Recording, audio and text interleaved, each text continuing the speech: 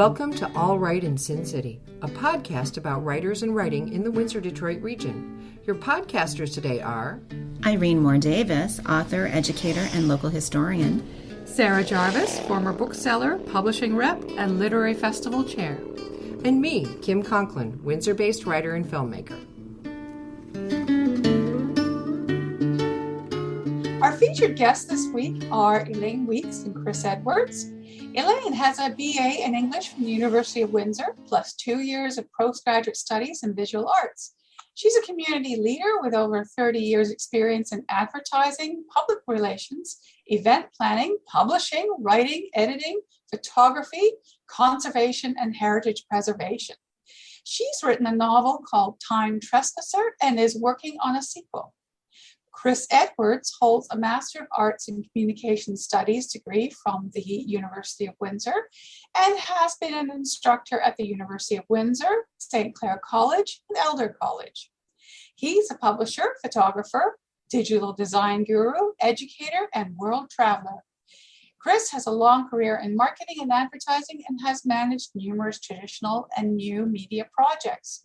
Together with Walkerville Publishing, they have produced several best-selling books on Windsor and this region's rich visual heritage. Their latest book together is Brewed in Windsor, A Tasty History. Welcome, Elaine and Chris. Thank you so much. Hello. Elaine, let's start with you. What is your founding writing experience? How did you get started in writing? Do we have to go back to kindergarten, or what are you thinking? You can go back as far as you like. Well, always enjoyed reading, first of all. And so if you're a reader, you tend to be a writer. And I was a voracious reader during elementary school and always enjoyed English class and, creating stories, etc. And studied English in university. In terms of actually writing a book, we did mostly publications, periodicals prior to attempting an actual book. And people might know or remember us for the Walkerville Times, which celebrated Walkerville's past and present, which started in 1999. We did 61 issues of that. So, it was just a segue into doing local history books for me and Chris after that point. But I do enjoy writing fiction as well. And my attempt was pretty, it was different, obviously very different than writing nonfiction. And I feel like but it was good for me because the subject I chose to write about, and I did a time travel novel, involved a lot of history. So it was great to be able to do the research and incorporate the real history, the actual events as they were occurring in 1830s, 1850s, and then in the 2012. So. And Chris, how did you find yourself in this publishing niche? I think if we get my fingers right, see, where is it? Come on, over here. That's like, oh, see this guy up here? That is an original Apple Mac. I was, when I graduated from the university, I had published my thesis we were one of the first students to use computers to publish a thesis in 1985. And it was very painful. And then I saw the Mac and I thought, wow, that's a really great way to publish.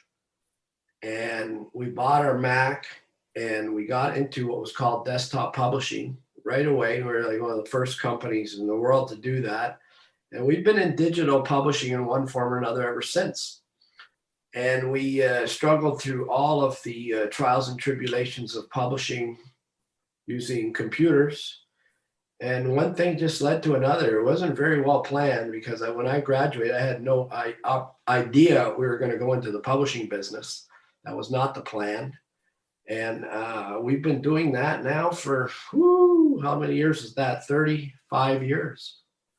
It's incredible because we're only 49. Yeah. Correct?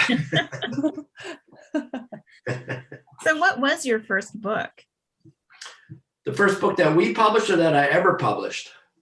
Well, let's answer both ways. What was the first book that you published, and what was the first book that you published together as Walkerville Publishing? I think the first book we did was the Best of the Times magazine. So we took all our articles from, I guess at that point it was about 5 years worth of writing on local history, and we produced a best of the stories from the Times magazine, Walkerville Times. And that was the first book that we had done for ourselves. But before that, the first book that we were ever commissioned to do was when we had a company in Windsor in 1980. I'm going to struggle with the dates, but I think around 88. Okay.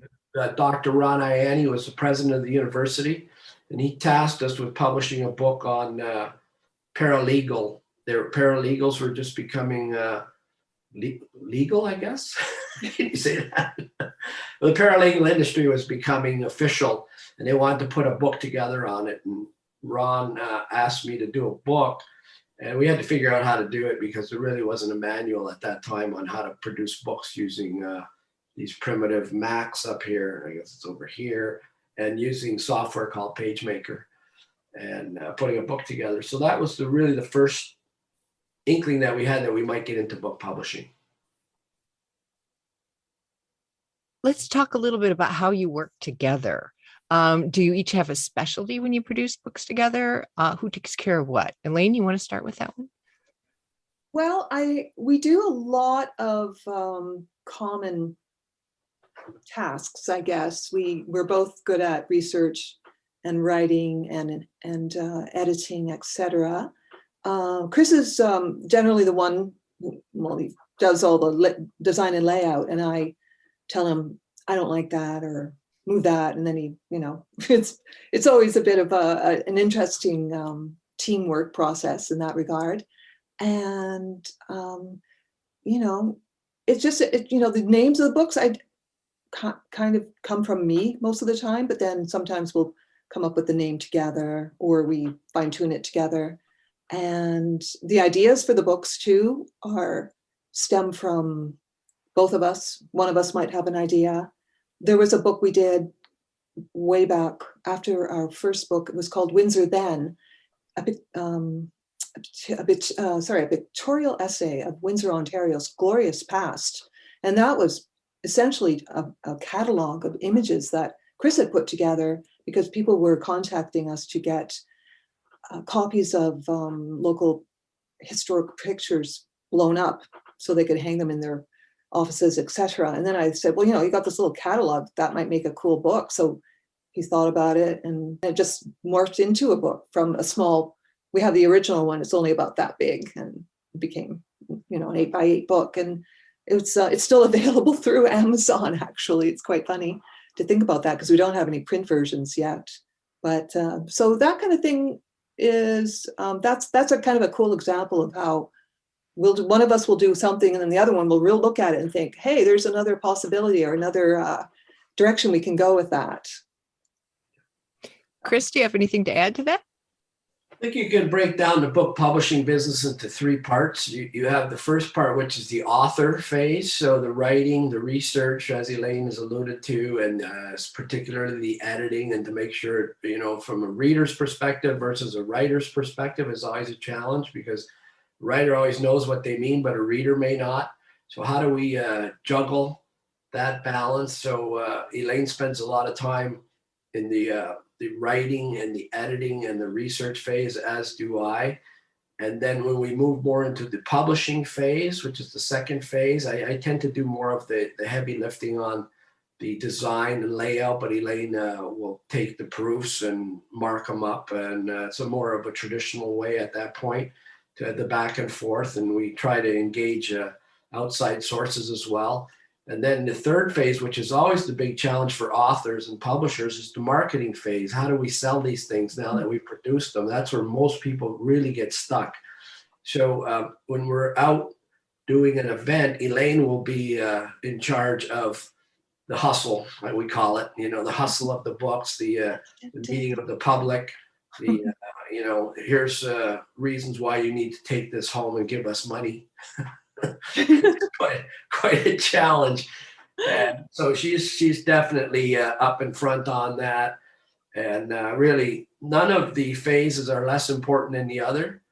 But if you can't sell your product, it's going to really impact your ability going forward to do more projects. So we've been very fortunate that we've been able to balance these three parts and find our niches without killing one another. Mhm. So Chris and Elaine, what is it about this region that inspires you to keep producing these aesthetically, visually stunning and fascinating content-wise books about our heritage? Thank you for that lovely description. This area is incredibly rich with a diverse amount of history, and it's never ending. I mean, we've got the War of 1812 history, which most people know about. Then we have the auto heritage, because Henry Ford came over in 1904 and started up Ford Canada right here in Walkerville, Windsor. And then we have we have Black history as well, because Windsor was a main entry point for enslaved people crossing into the promised land because of our southern location. So that is a huge element of an interesting element of our past as well. And then we have the very fact that we're on a border with the US has created a lot of interesting, unique types of history that you wouldn't necessarily find in other parts of Canada, perhaps. But yeah, I mean, we can go to not only to another state, but another country just by crossing a 1-mile river. And that in itself is quite remarkable. Plus we're south of the US here, which is crazy to think about. And during Prohibition days, for example, we had a wild history here in Windsor and area because of the fact that Ontario was we were allowed to drink. We weren't supposed to drink, but of course people did, but we were allowed to produce alcohol, intoxicating alcohol, and export. So in the US, they weren't allowed to drink or make it, but they were very thirsty. So there were ways for our distillers, et cetera, to get the product across. And so again, that was a huge part of this area's past. So, and then we just have that, I guess you could call it the oral history of all the people that have lived here, that have been through so much. World War II. When we first started doing the Walkerville Times, we always did a war, remember your past, lest we forget section for November. And when we started in 1999, there were still World War I vets alive. So we were able to capture maybe not their memories necessarily, because it depended on their, how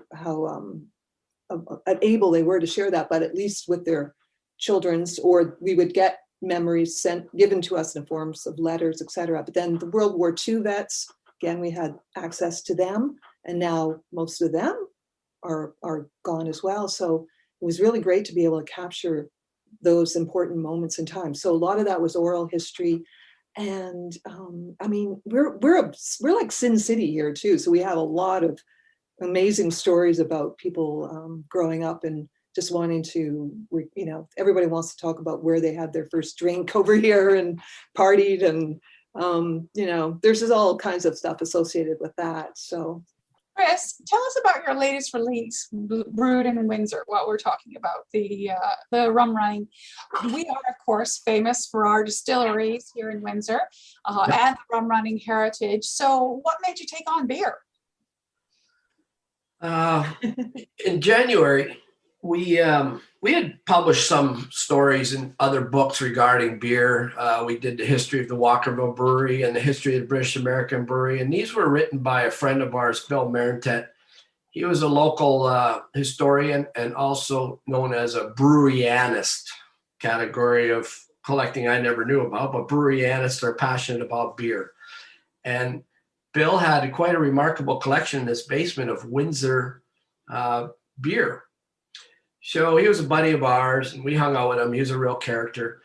And his daughter called me and said that Bill had died of COVID in January. And I was looking on my shelf and I had these 5 chapters that Bill had written on history of beer in Windsor. And I looked at those 5 chapters and I said, well, you know, Bill was always bugging me to do a book and we never got around to it. Let's do the book. So I grabbed those chapters and I looked at them. They were pretty skeletal, really, in terms of what you might do for a book.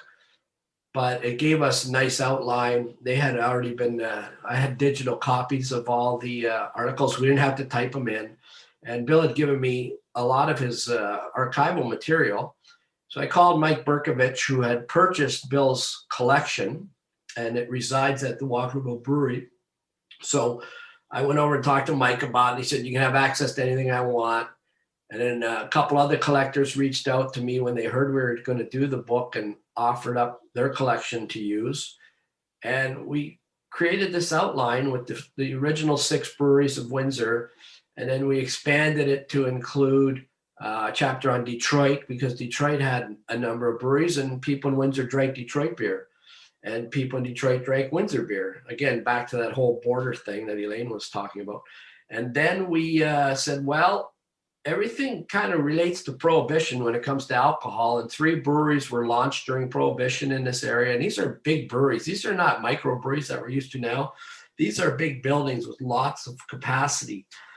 And so we did a thing on Prohibition, and the archives have become really accessible now. Even during COVID, we were able to use through the Windsor Public Library, we were able to gain access to the Windsor Star archives and the Border City Star archives, and there was several other papers before that, and that's all digital now. And not only are they just digital, they're high resolution.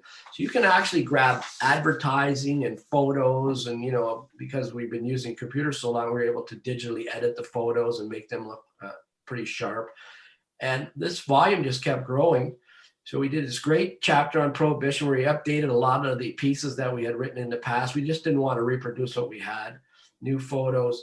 And then we thought, well, in a book that we had done, the previous book was called Windsor Before and After, where we looked at 2 photos of the same scene. So it wasn't necessarily then and now. It could be, 1900 and 1950 or 1940 and 1980. So we called it Before and After. And we had started a chapter called The Lost Bars of Windsor. So we thought, well, where are you going to go to drink beer? You're going to go to a bar. So we put together this super list of bars that have disappeared from Windsor. We came up with more than 250 names, which is, it tells you a lot about, you need to know about Windsor. And a lot of photos. And so that was really kind of cool. We added a piece on the current microbrewery situation, which was fun to meet some of those owners. And we did something really unique in that we started colorizing some of the black and white photos that we had. So we were able, through technology, to turn a black and white photo into as if it had been in color. So you could imagine what that time would look like. And that was a lot of fun. So we kept innovating and kept pushing the needle forward. And we ended up with this beautiful volume, a 160-page book on beer, Prohibition, and bars. So that was sort of the quick genesis of how we developed Brewed in Windsor. And from start to finish, we started the book in January, and we were pretty much done by July because we had a lot of COVID time. Midst of the pandemic, we were really not going anywhere. So, it didn't seem too bad to spend 12 hours working on a book when you're locked down. I think it might have taken longer, but it was just very focused. I should also add that in the midst of all of that, we were commissioned to do 9 other books. So we published 10 books this year and in our spare time. But a lot of that is due to the fact that we really understand the technology now. We know how to use it. We got a process for publishing where we're always moving forward. We don't get stuck too often in the middle of the process and have to go backwards. So when we work with an author on their book, we really push it forward so that we can meet their deadlines without having to lose our minds over, working all night. We don't like doing things like that. So it was a very good year for us in that sense. And Brewed in Windsor is just one of 10 titles we produced this year. which is kind of crazy, I know. So prolific. That's amazing. Thank you. So in all of this, taking on production must have been a huge learning curve. What did you learn from that process over the years? Is that for me? Either. I think that would be better for you, Chris. A professor once told me that the most important thing in life is never to stop learning. And that really stuck with me. So, I mean, if you were to embrace the beginnings of the publishing business, which we knew nothing about, by the way, I didn't go to school and study publishing. I knew nothing about publishing except how to use a photocopier, and I wasn't very good at that. So I said, how do you learn? So it was just a matter at that time of embracing any option for learning. We didn't have a lot of peers that we could lean on. We didn't have accelerators, incubators, mentors, all of the things that you would mostly rely on today. I mean, I think businesses are so fortunate today, all the resources they have. We didn't have any. There was no internet. So you'd rely on magazines and books. You couldn't connect with anybody. There was no Twitter, there was no Facebook. So we just relied on that. And we found this circle of people who were like us, were trying to learn. And so we'd get together with these user groups, they used to be called, the Mac user groups, and go to seminars whenever they came to town, or go to Toronto to learn. I worked in the publishing office at the University of Windsor for 2 years, where they sent me on a number of courses so I could learn about publishing as well. And I started going to conferences and just trying to develop a network and never stop learning. I mean, when you think about how Adobe was nowhere what they are today, and Photoshop wasn't even around when we started. I mean, and I'm really dating myself, but it was just continuous learning. But the nice part about publishing now is that we don't really have to learn anymore, because it's a mature technology, the digital publishing. There's not a whole lot new. We don't spend a lot of time in digital publishing in terms of the internet. We don't get involved with ebooks as a rule. We don't really do a whole lot of digital marketing. We probably should be better at it, but we think that's a young person's game now. I mean, you do hit a wall on how much you can actually take in learning, and the way the internet's moving with, TikTok is this month's flavor, but what's next month's flavor? It's really hard to keep up. I think this is for younger people too. They can take on the role of continuous learning, and we can hire them now. So that was our curve, so to speak. I always called it it was like going on a roller coaster. You got to go up, up, up, up, trying to learn something. And then when you get to the top, all of a sudden it gets easier for a while, but all of a sudden you got to go back up, up, up, up until you learn again. So it's just a series of roller coaster rides and speed bumps that helped us on our path to becoming a digital publishing professionals, where we felt, the technology, that we were able to be in charge of it and not it in charge of us. I think to that, you have to talk about finding printers that we can work with who are best suited to the types of books that we tend to produce, and the quality of books, et cetera. A lot of, sometimes we can't get books done because we're doing a hardcover color book, et cetera. So Chris is really good at finding printers in Canada that can work with us, and that's made a big difference as well. And we can just upload. How does it work, Chris? Do we just upload to the cloud or something when it's time to? That's a good point. When we started doing books, we got pitched by a company in Hong Kong before Hong Kong was taken over by the Chinese, and so we got pitched by them, and we thought, well, we could. The prices it's almost half price to have a book published in Hong Kong. And we're trying to get our books done. And, it's always about money. So we went over to Hong Kong and we checked out the supplier to make sure it wasn't like a slave operation, that they treated their workers well. They let us speak to all the workers. It was a well-run company. And that was going very well for a while.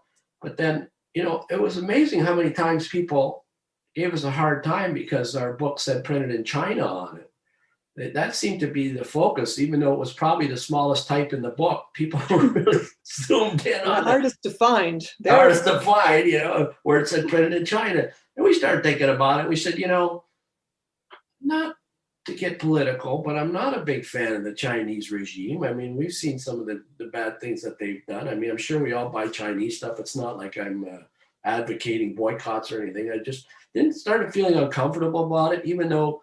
And then we met a company in Manitoba, Friesens, who we love. We've developed a great relationship with them. They're wonderful people. It's a family-run business. They have profit sharing. They do everything right. And we started working with them about 8 years ago.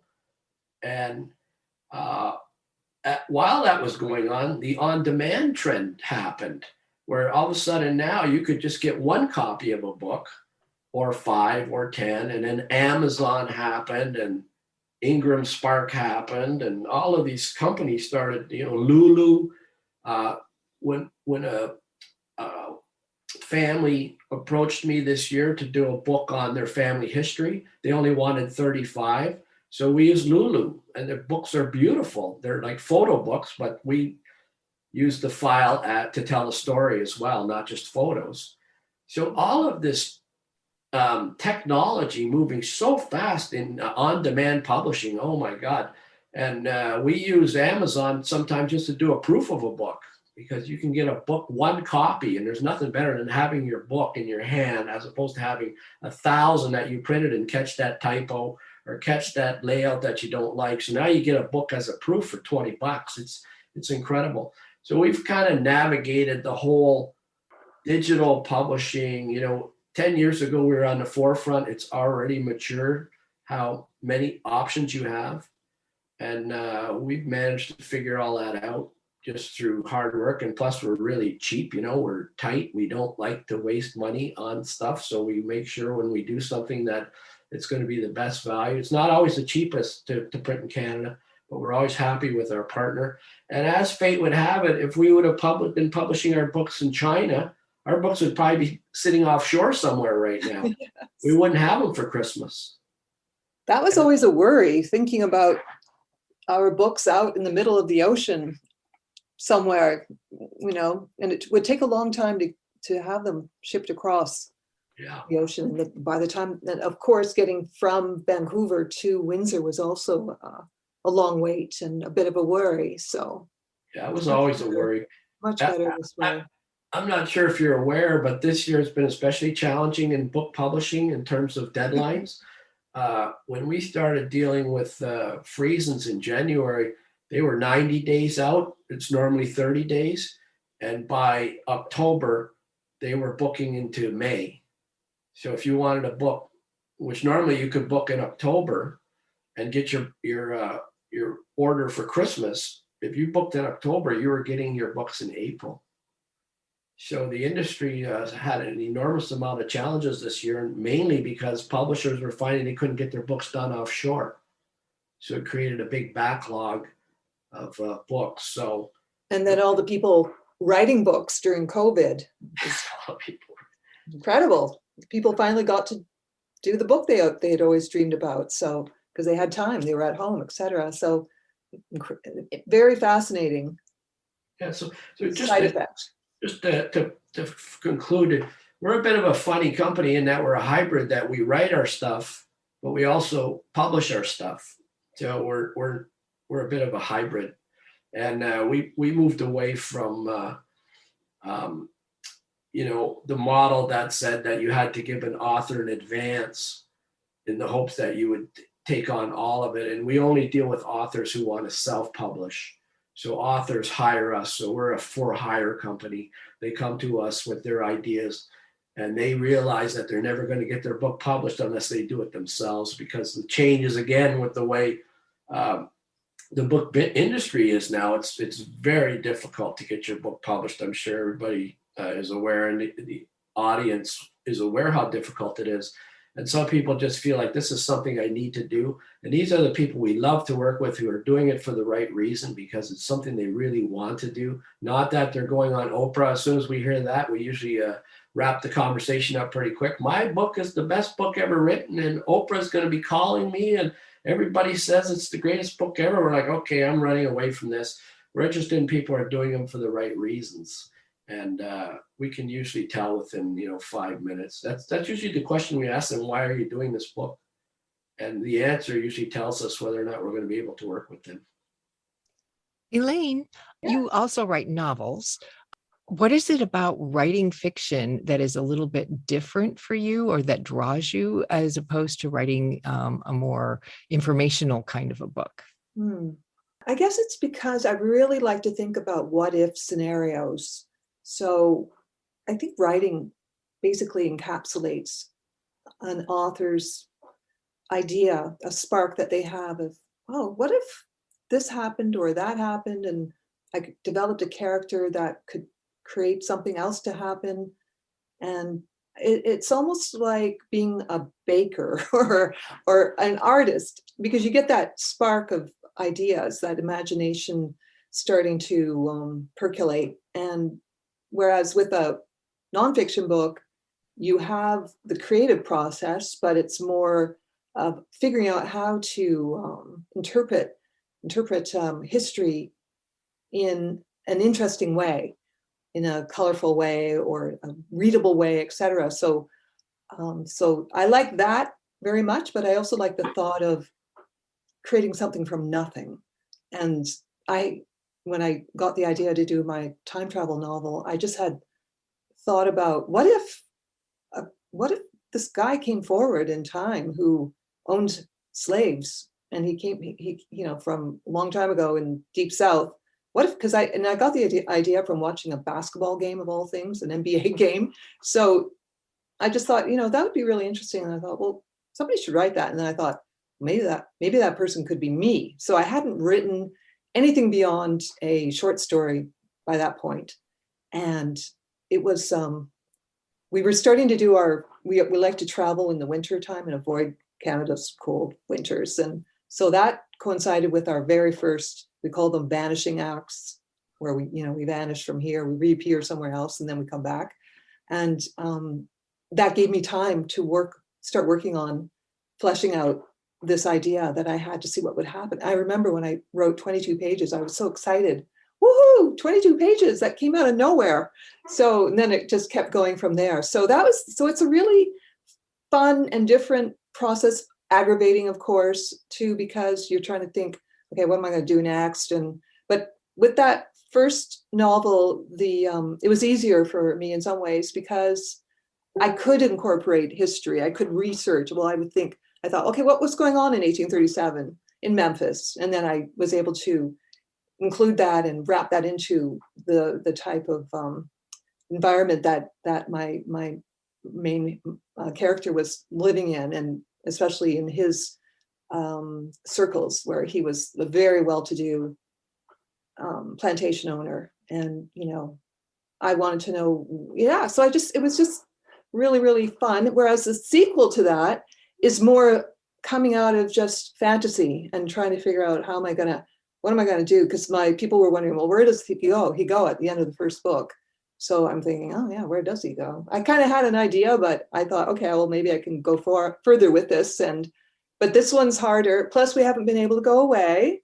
We've been doing all these other books, etc. So haven't had a chance to really sit down and focus on it. And I just don't feel like it, because we do so many other books, and I'd rather do different things in my off time than sit down at the computer again. So it's been a bit more of a challenge. So I've written about 140 pages, but I've left it since the beginning of this year. Haven't touched it at all, but I think about it. So does that answer your question? Good. Very well, thank you. Okay. Thank you. What projects are you working on now? Have you been you have been really productive during this lockdown. So what's exciting you about what's coming up next? We're into the third mode at the moment, which is marketing and selling. It's Christmas, and we don't really have any projects on at the moment. We spend a lot of our energy in November, December selling. There's been a lot of activity on our website and a lot of orders. And we don't have the advantage this time of having we're uncomfortable about having a formal book launch for our latest book. We wanted to have it at the brewery, but they're uncomfortable about having crowds, and everybody's still a bit nervous, and the news gets worse. It doesn't get better. And so we decided to have a book launch at an event, which is going to be post this interview. And we just tied it to another event so that we didn't have to do all the organizing. It just seems to be a bit much right now. So that's a bit of a challenge for us. And we are actually at a point in our career where we are thinking of just backing off of publishing now. We've done a lot of, we just did the math on it. We've done 9 books ourselves. Elaine's done her novel, which I worked on with her to publish it. And we have partnered with 17 other people to do local history books. So that's a total of 26 books on local history, not just specifically on local history. So that's a lot of books. That's a nice legacy, a pretty good archive. And we're just, like everybody, we're not sure the next step. Where should we go from here? We have pondered the idea of going into video production, doing videos. That would be fun. We had a book project that we were halfway through, the history of the Detroit River, and all the stories that come out of that. Was going to be, again, another massive undertaking. And then with COVID, we were unable to go to Detroit to do the research, so we backed off of that one. And we're not sure if we're going to take that one back on again. So I would say right now it's transition. Let's see what the universe offers up. And we're getting to that funny age, where a lot of our friends are all retired and we're not. So Mm-hmm. Looking forward to whatever chapter comes next, and all the best with the sales of your latest book, for sure. Thank you so much. That's Thank nice. you. You don't have to like beer to love this book. That's my slogan for this book. So But it helps. And how does one get a copy of this book? The easiest way is on our website at walkerville.com. Sort of mastered this whole buying online stuff that you have to deal with as well. That was a real interesting challenge at the beginning as well, as how do you sell books online. But now it's pretty fluid. They can go online. That's a good pun too. It's fluid. You can purchase online, or we also sell them out of our home-based business in Walkerville. Yeah, we have an actual publishing house in Walkerville where we live and work, and we have our book, and the Brood in Windsor being the latest one. So, and also they're available at retail locations throughout Windsor and I think in Amherstburg. Order the book and come here and pick it up, or just give us a call, and then we can arrange a time for them to come and browse in our we have kind of like a little bookstore set up in our front hall. So it's all good. Well, Elaine Weeks and Chris Edwards, thank you so much for your time and telling us all about your endeavors. Well, thanks so much for having us. Carry on with this great work. We have so many talented authors in this city. And I have a group too called Ride On Windsor that is on Facebook as well. And I created it to help local authors connect and help each other. And there are people who are published that help others who are trying to get published, etc. So Ride On Windsor. It's kind of been dormant during COVID, but it's there for anybody who wants to check it out on Facebook. Thanks for joining us.